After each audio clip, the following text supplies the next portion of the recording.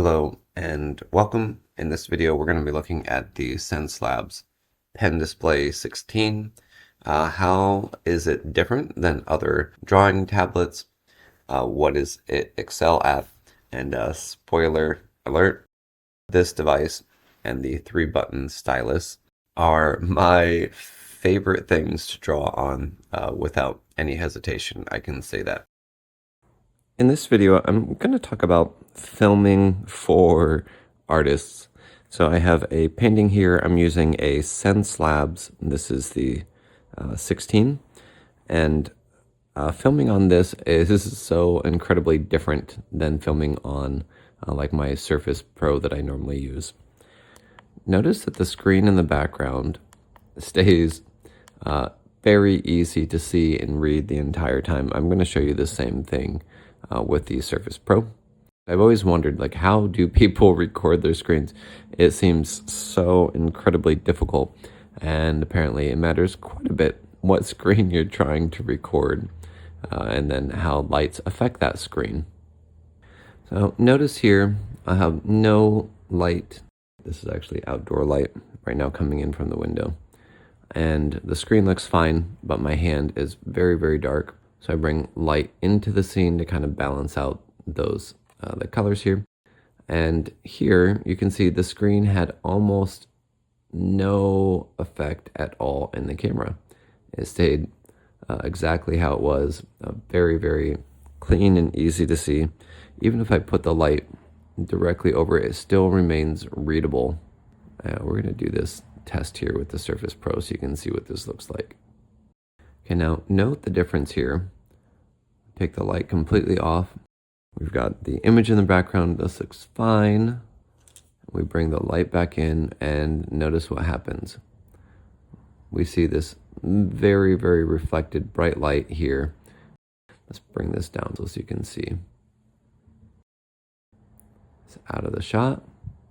This is okay, not too bad. Bring it in somewhere unusable.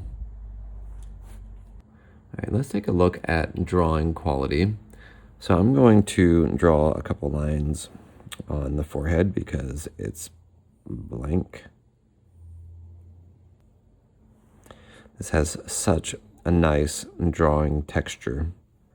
All right, we're going to do that same thing with the Surface Pro. Here you can see the Surface Pro directly on top of the Xencelabs 16 display. Look at this. So you see this light. It's all diffused. Look at the difference. Unusable. Completely unusable. Line quality seems to be about the same in between the Xencelabs. And I'm using the Tablet Pro Studio app. We have worked to become compatible with the Xencelab display. So here you can see I'm using the quick radio actions. So the first action is the keyboard key 1. The second action is the keyboard key 4, which is blending. And the next one is erase. Now what I'm showing you is basically that you can set up a very quick toggle. This is called the keystroke repeater. And so you can use it to do like multiple undos and redos and stuff by going left or right. The radio menu right here, you can see we can do all the actions that we would want to do. You can do that really easily using the modifiers on the artist pad, the keyboard shortcuts there, the radio menu, or the quick radio actions that you can set up. In order to set these up, you'd go into the editor, this little ellipsis on the side of the radio menu, and you'd click on Assign Quick Radio Action. Let's say we wanted the move icon, and then let's make Radio Action 2 the zoom icon, and Radio Action 3 the color pick. Now we can pan, we can zoom, we can pick a new color. This is definitely the nicest drawing display I've ever used. I'm very much a fan of this drawing experience, especially with the combination of the radio menu on here. That makes a huge difference for me personally. All right, so let's set this up now in Tablet Pro.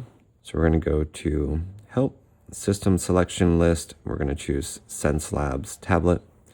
We have this information here. Set it to middle click and right click. It shows here mix color. This is optional. Windows ink turned on can also help.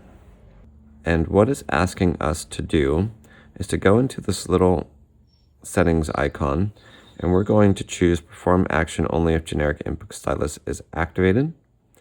And we have radio menu with right click, middle click for quick radio actions. So that's set up already. And now when I press the middle button, we have access to our panning and zooming and color picking. And now the front button is going to open the radio menu.